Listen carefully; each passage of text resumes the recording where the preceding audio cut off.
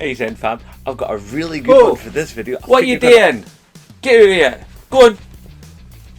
Sorry about that Zen fam. An interloper taking over on my video. I'll no have it. And neither will you. Right. So I've got this wee concept I'd like to discuss with you. You know how in recent times the high street, or whatever you call it in your country, the big place in the centre of your town stroke city or your village, where all the major commerce goes down. Here in Edinburgh we have Princess Street, and there's streets like it up and down the country, where basically it's the major city centre hub for all the consumering. Oh yes, the heart of the capitalistic core of any given city. Well, as you have probably noticed, in your towns and cities, these high streets are dying. And I mean badly. Empty units and units that were once big brand shops taken over by touristy shops, by charity shops, in some cases even corner shops. Yeah, and other wee piddly things here and there. I mean, the amount of shops that never used to be what you would consider to be part of like Princess Street are now there. How many coffee shops? Oh, they're on a dozen. How many mobile phone shops? Disappearing. And it's like clothing stores sort of going away. And it's like, and what we have is a major problem here in Edinburgh is what was called tartan tat shops. Basically stuff that's just for the tourists, of it, generally speaking, fairly low quality junk processed stuff. And it's not really befitting of, the major shopping area at the centre of our once great city before it was destroyed by trams. Don't start me on the trams. God. And I've been thinking for a while, how are we going to save our city centres, our town centres? Because I've been around, I've been to a few places, like even places like, say, Durham or Corby, to give a couple of examples of small English towns that I've visited, or small cities at least, where their town centres used to be these bustling centres of commerce, where people would go and do their shopping and hang out and see people they know and support local businesses. And these things are drying up. Now, some of that's got to do with the fact that megacorps are taking over, and you have these gigantic chain stores, and they put themselves in one location, and they'll do everything that 4 other stores did, and for cheaper, because they're a mega brand, so they can order in bulk and therefore sell cheaper. And then once they've chucked all the other shops out, they can then raise their prices back up again. That's one factor. Then there's also the factor that, like, people have got less money. Everybody's skint. Because no matter what the politicians try to tell you, we are not out of a recession, boys and girls. Oh no, we're neck deep in it. We're up to our eyebrows in not being able to afford stuff. And then you also take, so if nobody's shopping in the shops, then when are they shopping? Well, they're shopping online, aren't they?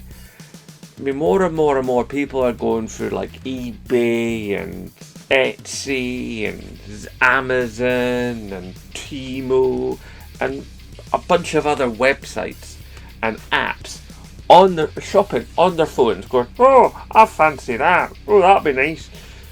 And they don't have to traipse into town, get a bus there, and plan the routes and all the rest of it, or take a car and then figure out where they're going to park, and then worry about congestion charging, because we have a lead system in the centre of Edinburgh now, and other cities have got ULEZ systems, which is ultra low emission zone, which is kind of,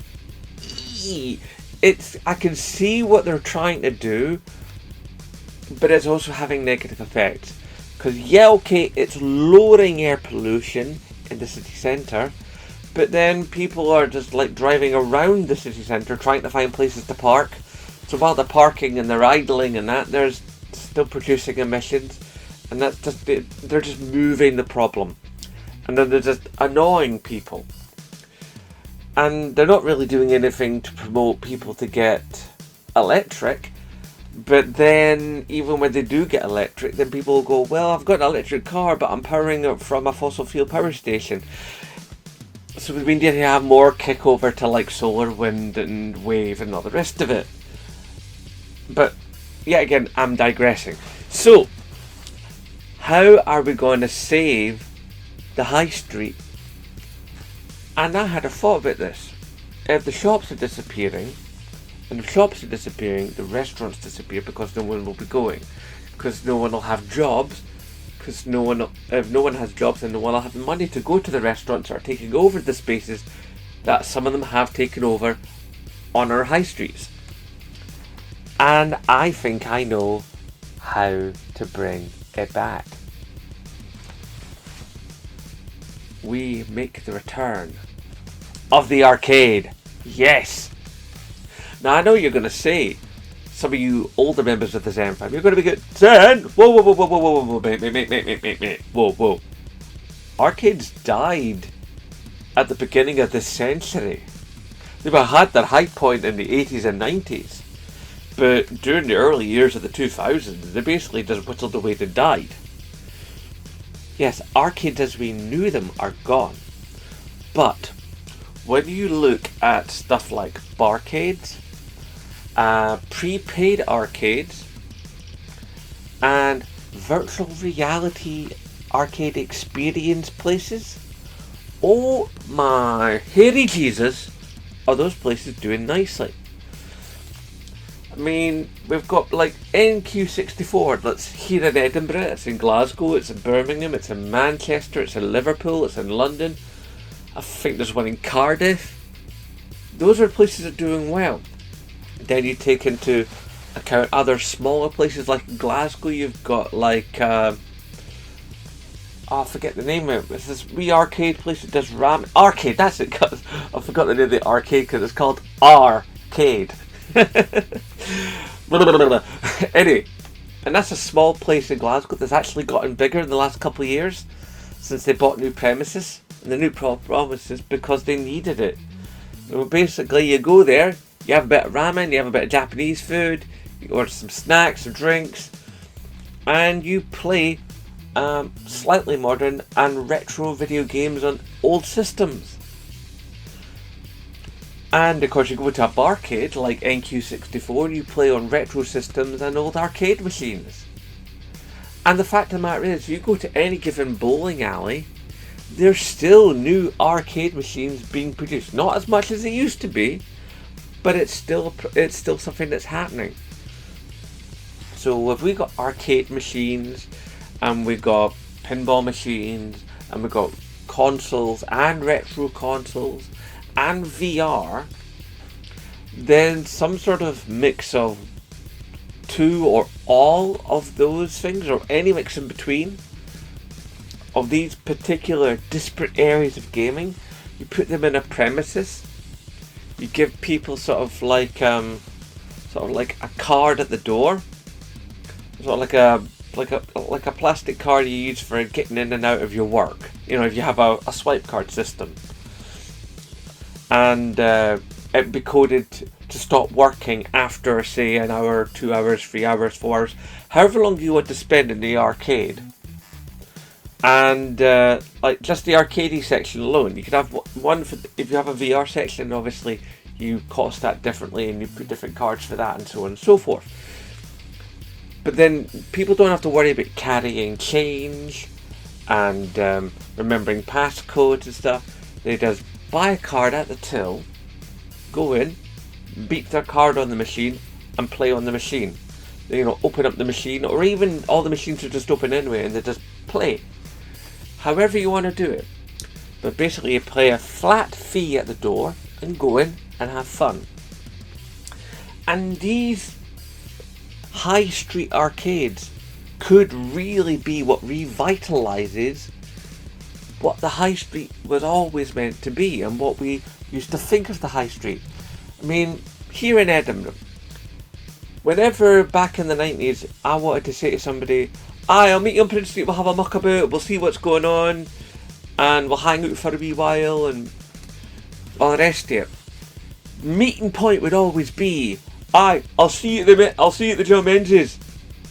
You know, catch you at the Mangas. And that's what we'd do. We would hang out at that particular spot or another spot most noted. But generally that was when everybody cared. And you'd gather there with your pals and then you would just go forth. And one of the things we used to love today, back in the day, was we'd go through HMV and Virgin and go to their gaming sections and play on their SNES and their Mega Drive, and later on PlayStations and Saturns and stuff, and later on, you know, their PS2 and their Xbox 360s and stuff, and just try out the latest games on those systems. And back in those days, there was a little thing called gamers etiquette, where what you would do is there'd be a line of people at the machine for any given game, and generally there'd be about 3 or 4 machines, and there'd be 3 or 4 lines. And what would happen is there'd be the guy at the front or woman at the front playing away. They die. Person behind them steps forward, starts playing. Now that first person who was there who died or lost a race or whatever, they could quite happily move to the back. Or they could move to the back of this queue, or move to the back of that queue, or move to the back of that queue. And this would happen. And the shop staff were fine with this, and because these were demo stations. Demo stations have gone from gaming stores. You go into Game or to EB Games or in a lot of independent gaming shops. Admittedly, we don't have any of those anymore in Edinburgh, but we do have one, but it's on hiatus because the guy who owns it got health troubles a few years ago, and he's never really felt up to being come back and running a store.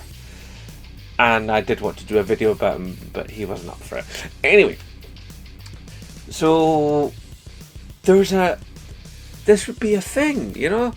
People could come along and play video games. Now, a lot of you are going to be out there going like, but Zen mate, we've all got like PlayStations and Xboxes and Switches and PCs, and some of us even game on our phones or tablets. Do we need to have another gaming space when we can just do this at home?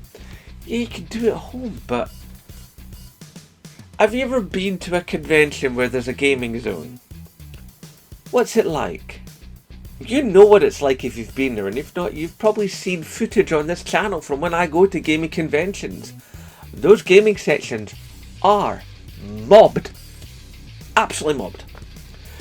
Humans like to hang out together, and like-minded humans like to hang out with other like-minded humans. You see it in sports.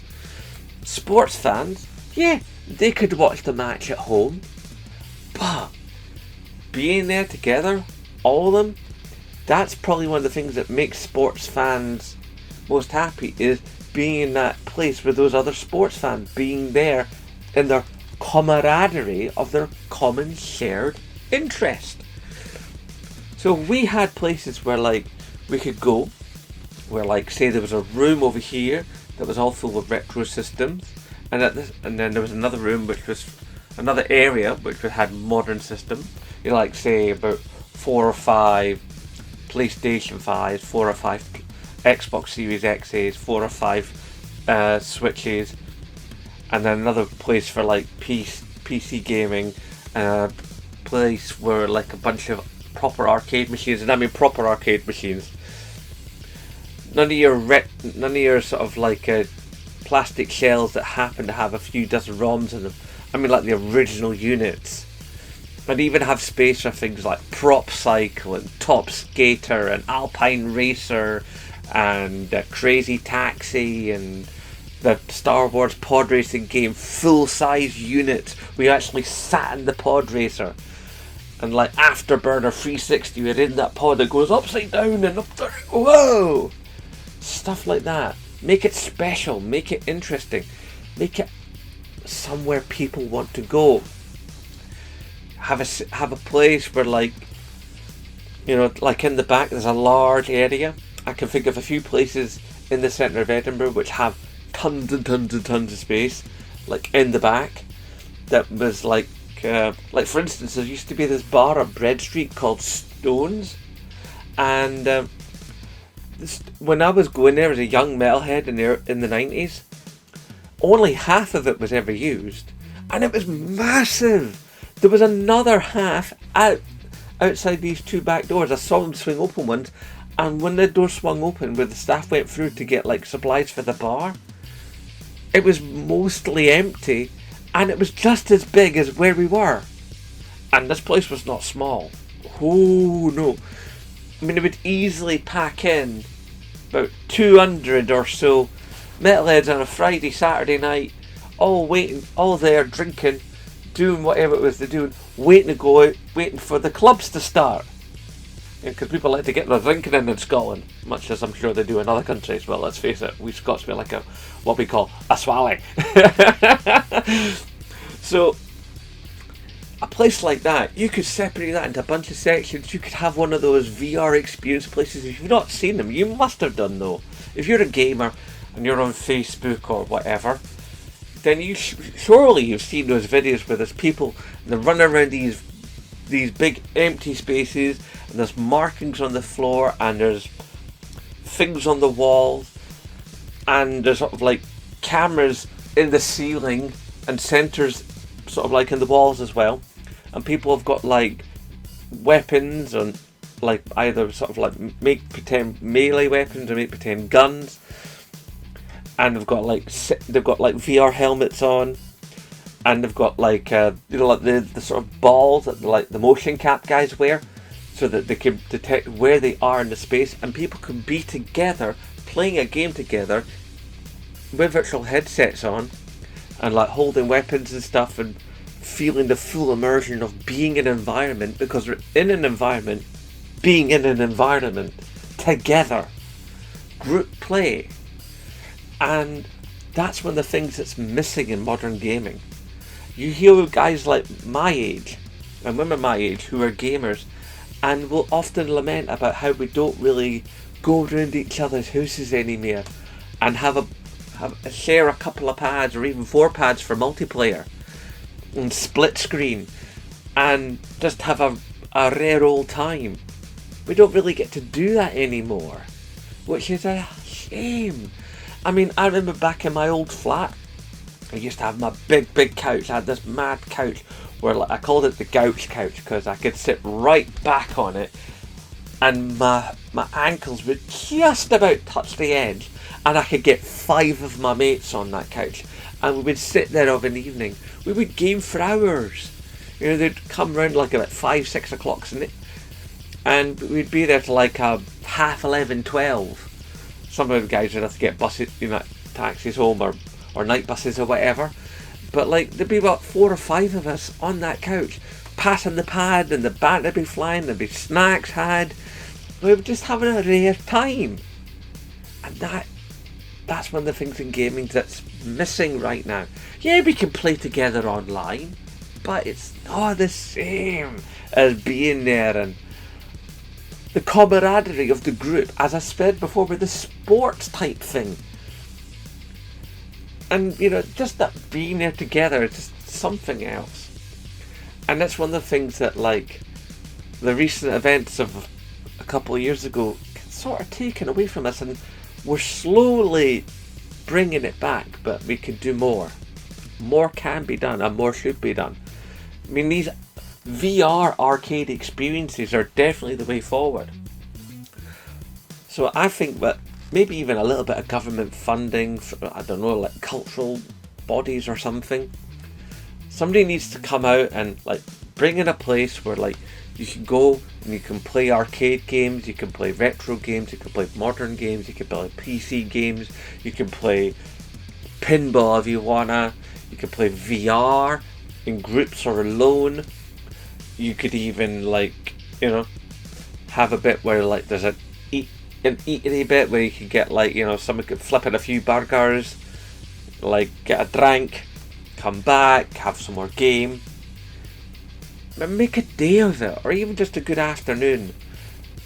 And you could have like tickets for you could have a card that just let you go in, spend a couple hours, you have some fun there. You could even have memberships. Think of that recurring membership. It's like a gym membership. And do you know what gyms are like for making money? You have a recurring membership for your favourite high street arcade, where you go in, you meet, you could even call your pals, go, hey, you want to go down the Princess Street arcade this weekend? Aye, that'd be brilliant. I've got the weekend off work, so what have I? Hey, let's get Jamesy on the phone and see if he's able to come down. Aye, that'd be great. And so you all come together, put 4 or 5 E's, you bundle down the arcade, you've all got your membership card in hand, you beep at the turnstile, you go in and you have fun. And you don't have to worry about what you're going to play and what you're going to play it on, because it's all there. Or at least, if it's not all there, then you know what's there, and then you can work within the limitations of what's there. No more choice paralysis. And then there's jobs for people, because, you know, somebody's going to have to, like, serve the people that are there. Someone's going to have to serve food to the people that are there. Someone's going to have to look after the machines. Someone's going to have to turn everything off. Someone's going to have to clean the place. You know, someone's going to have to service the toilets. These can all be things that happen in a live, functioning, high street, super arcade experience.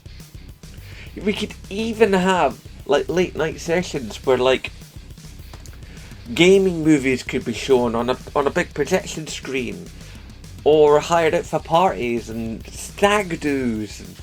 The possibilities are endless, and like whenever it's like not E3, game, you know, like the Summer Gamescom or the Game Awards, it could be shown on the big screen. You could have seating and everybody could just be having a good time. Nothing could just be a great idea, but obviously your comments, typey down below, let them know, and of course, as always, hashtag support Scottish YouTubers. Aye, nae bother.